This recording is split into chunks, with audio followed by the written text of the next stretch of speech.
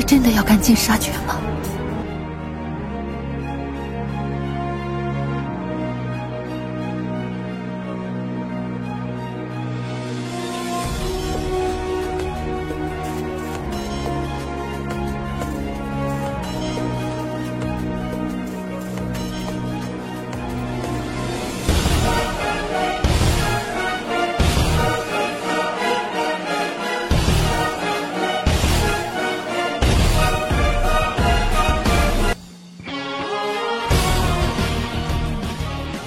Mimin akan kembali mendongeng alur cerita film yang berjudul Battle Through the Heavens. Dan mohon maaf apabila tidak sesuai dengan videonya ya, karena alur yang Mimin sampaikan ini belum dirilis filmnya. Dan Mimin ingatkan kembali, konten ini full spoiler, yang tidak suka boleh di skip ya. Yang suka semoga terhibur. Tanpa basa-basi kita mulai.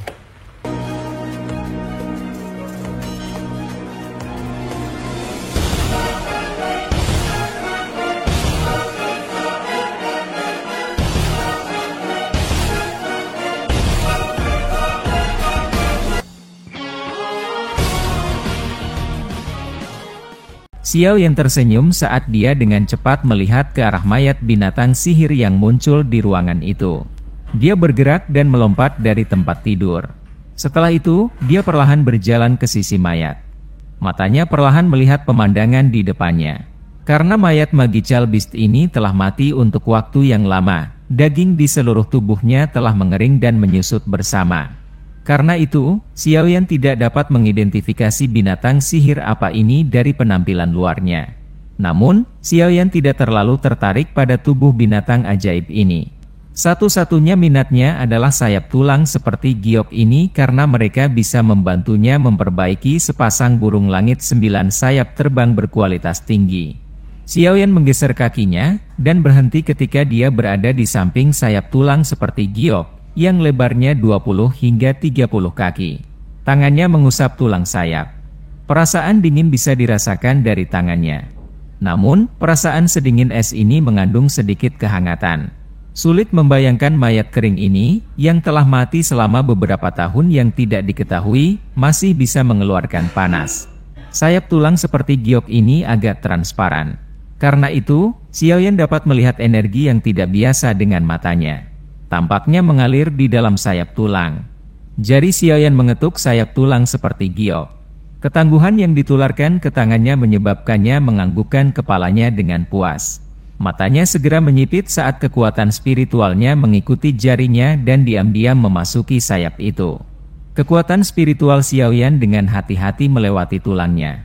Namun, sebelum dia bisa melepaskannya, sayap tulang tiba-tiba memancarkan cahaya seperti giok yang cerah. Roh Xiaoyan segera tampak seperti memasuki tornado. Kekuatan hisap yang liar dan kejam secara brutal merobek kekuatan spiritualnya menjadi tidak ada. Mata Xiaoyan yang menyipit tiba-tiba terbuka. Tangannya ditarik seolah-olah disetrum listrik. Matanya menunjukkan seutas benang ketakutan saat mereka mempelajari sayap tulang seperti giok. Beberapa kejutan melonjak ke dalam hatinya. Dia tidak berharap sayap tulang menyembunyikan energi afinitas angin yang liar dan keras.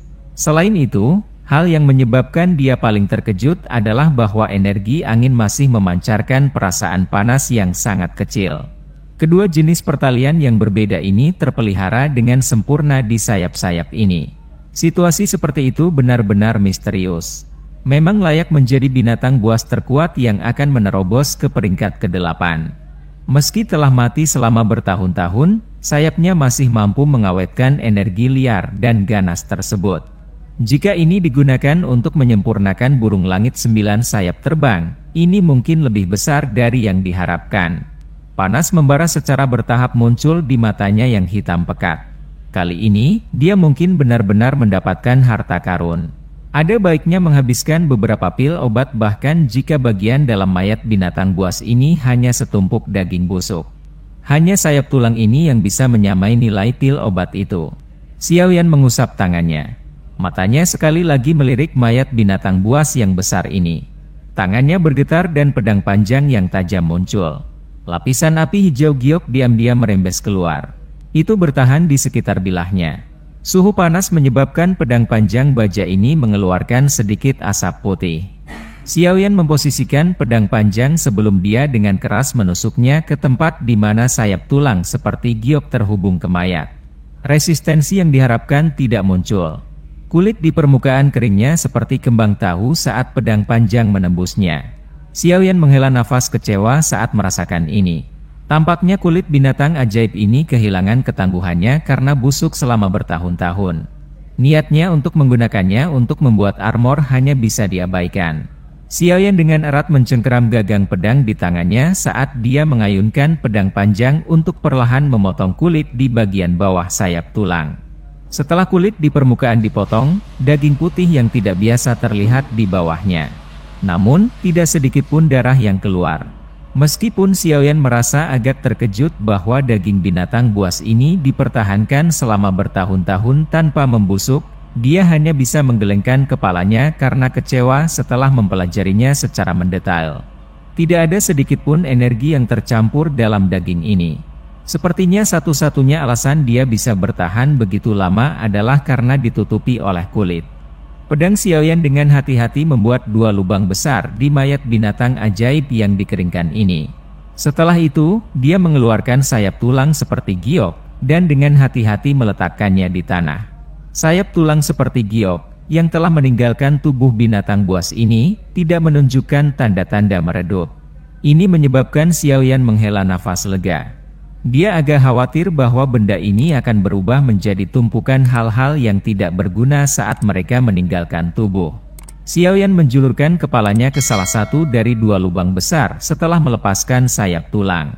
Bau asam yang menyebabkan seseorang merasa pusing keluar darinya, mencekiknya sampai dia segera berhenti bernapas. Xiaoyan mundur. Dia ragu-ragu sejenak sebelum mengatupkan giginya dan berkata, "Aku tidak percaya bahwa tubuh sebesar itu tidak dapat menahan apapun." Bilah pedang diayunkan setelah suaranya terdengar. Itu dipotong dengan beberapa busur cahaya, dan dengan cepat meninggalkan lebih dari selusin bekas luka pedang. Bekas luka pedang tipis seperti kawat perlahan melengkung sebelum meluas dengan cepat. Beberapa kedipan kemudian, mereka pecah seperti celah. Mayat binatang buas tampaknya telah terbelah menjadi beberapa bagian saat runtuh. Daging padat dan putih terungkap. Bau asam yang kental merembes keluar setelah mayat yang dikeringkan ini dibuka oleh Xiaoyan.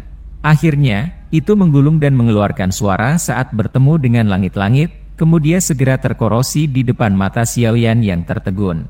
Sebuah lubang besar terbentuk. Jika seseorang berdiri di bawahnya, dia akan dapat melihat bulan sabit tergantung di langit malam. Xiaoyan mendecakkan lidahnya, dan mengagumi pemandangan itu setelah bau asam benar-benar tersebar. Dia dengan hati-hati berdiri di samping mayat binatang buas yang dibelah. Tatapannya mengamati sebelum kekecewaan muncul di matanya. Orang bisa melihat bahwa bagian dalam mayat ini hanya diisi dengan daging putih yang padat. Tidak ada tulang yang tersisa, apalagi organ dalam. Jangan bilang kalau mereka terkorosi oleh gas asam itu. Tapi mengapa daging ini tidak terkorosi? Xiaoyan mengerutkan alisnya dan bergumam dengan ragu. Namun, dia masih belum menjawab beberapa saat kemudian. Sialan, bahkan jika gas asam mampu merusak tulang dan organnya, bagaimana dengan inti monster? Itu adalah tempat di mana energi binatang sihir menggumpal. Tidak mungkin itu juga terkorosi oleh gas asam kan? Xiaoyan mengerutkan kening.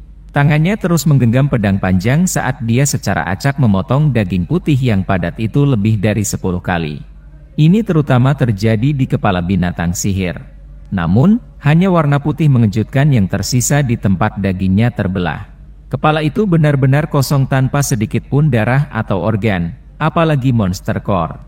Apakah makhluk besar ini hanya memiliki sayap tulang ini? Xiaoyan sekali lagi memotong beberapa potong daging. Namun, itu sia-sia. Dia hanya bisa tanpa daya meninggalkan pedang panjang dan dengan lembut mengutuk. Lupakan saja. Dengan sayap tulang ini, aku dapat dianggap telah mendapatkan kembali apa yang aku habiskan. Jika tidak ada yang lain, biarlah. Xiaoyan tertekan sesaat sebelum dia menggelengkan kepalanya. Tepat ketika dia berencana untuk menyimpan mayat yang telah dibedahnya, suara lembut dan jelas tiba-tiba terdengar di ruangan itu. Kamu benar-benar melakukan tindakan menjijikkan di malam hari. Xiaoyan kaget saat mendengar suara yang akrab ini. Dia segera mengangkat kepalanya dan melihat bahwa Xian sedang mengguncang dua kaki kecil seputih salju di atap tempat gas asam telah membuatnya terkikis. Dia meringkuk mulutnya dan menatapnya. "Kenapa kamu tidak tidur larut malam? Apa yang kamu lakukan berlari ke atap kamarku?" Xiaoyan duduk di kursi dan tertawa saat dia memutar matanya ke arah Xian. "Awalnya, aku bermaksud untuk tidur tetapi akhirnya mengendus bau yang membuatku merasa sangat tidak nyaman. Setelah itu, aku bangun dan mencari sumber baunya." Xian dengan lembut melompat ke kamar. Dia menggunakan kakinya untuk menendang mayat binatang sihir misterius yang telah dikeluarkan isi perutnya. Dia berkata, "Jadi itu berasal dari benda ini." Xiaoyan dengan malas bersandar di sandaran kursi ini. Dia tertawa, "Jika kamu tertarik, kamu bisa mengambilnya saja. Aku tidak tahu apakah daging yang sudah ada di dalamnya selama bertahun-tahun masih bisa dimakan." Xian, yang punggungnya menghadap Xiaoyan, mengabaikan godaannya. Sepasang mata seperti permata perlahan mengamati binatang sihir saat cahaya ungu samar perlahan melayang di atasnya. Saat cahaya ungu melayang, Xian tiba-tiba mengambil pedang panjang di tanah sebelum memotong 10 paku putih dari cakar binang buas di depan tatapan tertegun Xiaoyan. Dia dengan hati-hati meletakkannya di atas meja. "Apa yang kamu lakukan?" Xiaoyan mengeluh tanpa daya. Dia dengan santai menarik kuku sepanjang setengah jari dan dengan lembut menekannya. Yang terakhir runtuh seperti lumpur lunak. Itu sudah kehilangan semua kekerasannya. Xian agak bersemangat menghadapi kurangnya minat Xiaoyan.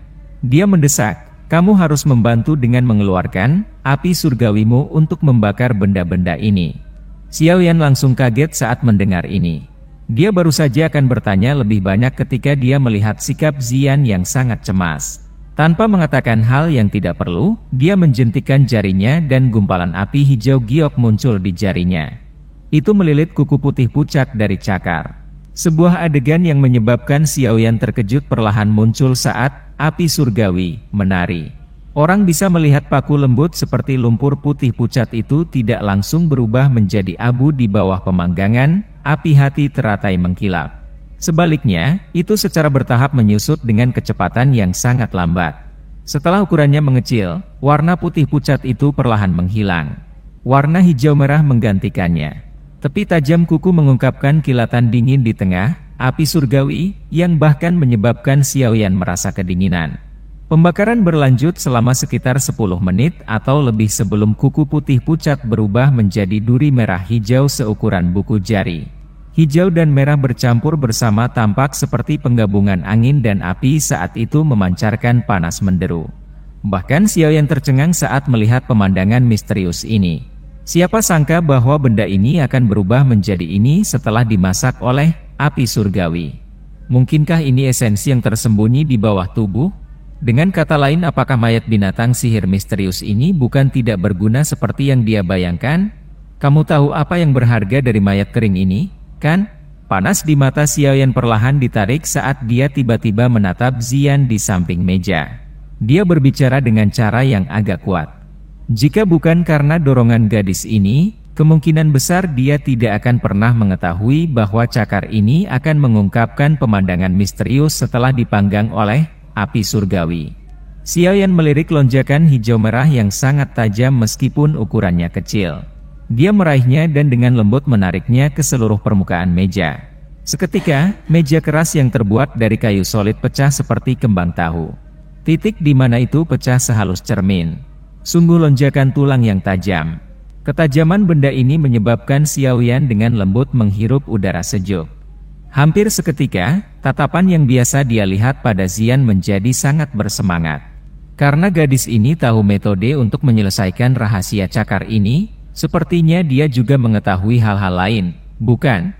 Xian hanya mengangkat dagunya yang indah dengan sikap bangga di hadapan tatapan Xiaoyan.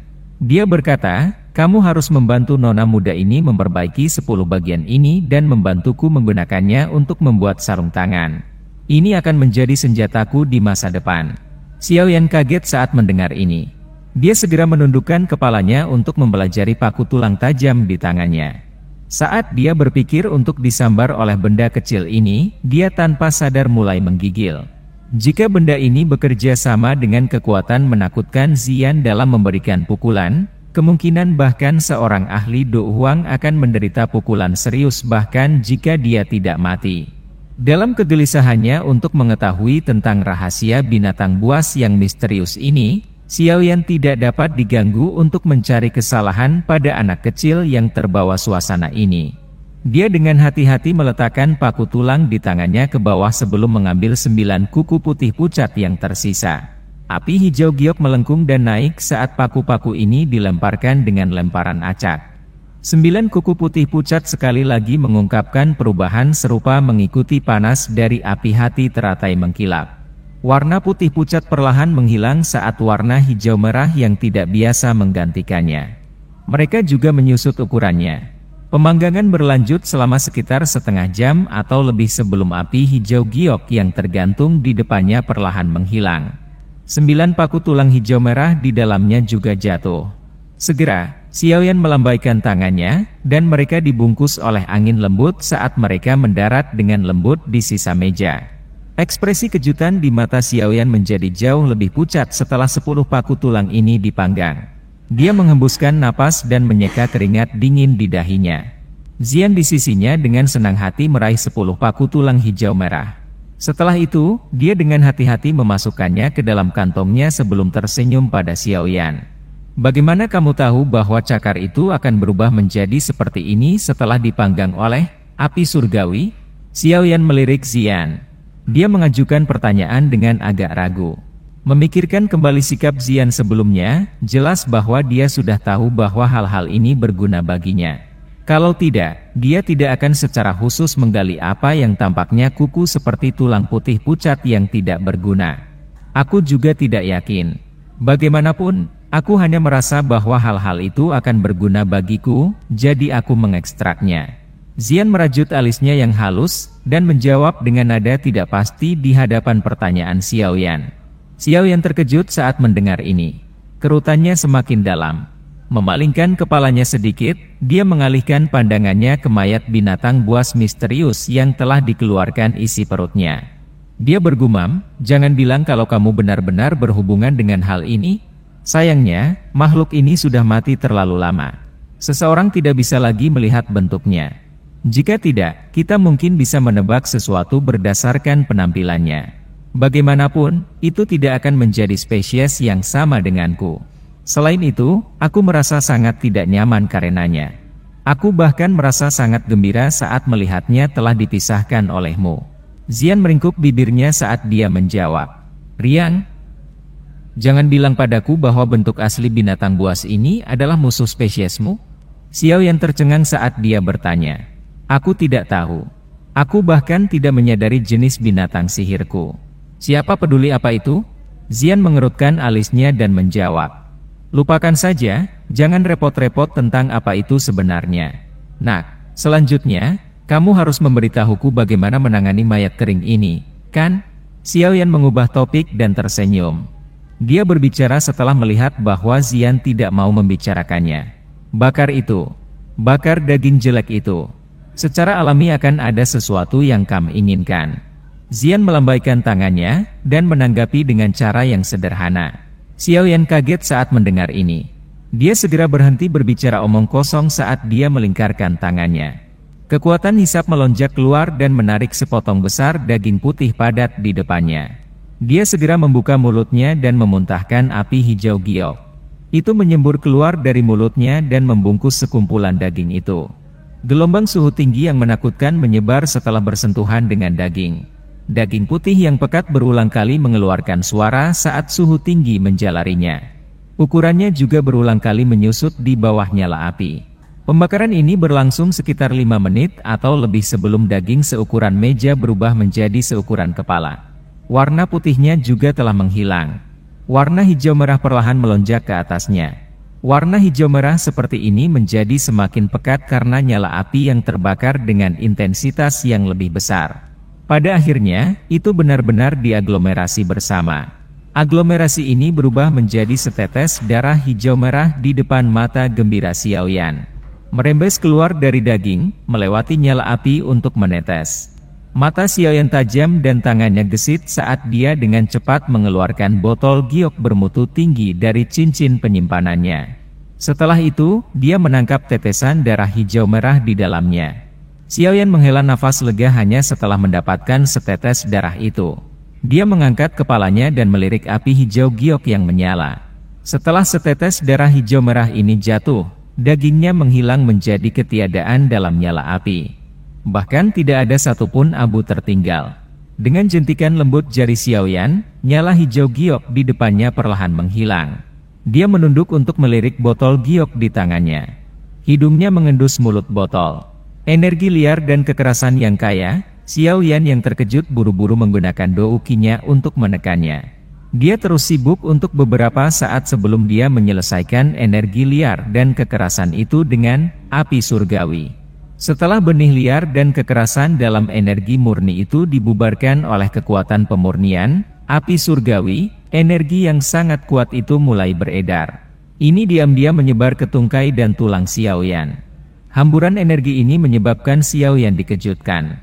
Dia tiba-tiba menyadari bahwa kekuatan fisik yang terkandung di dalam otot-otot di kulitnya tampaknya sedikit meningkat secara diam-diam.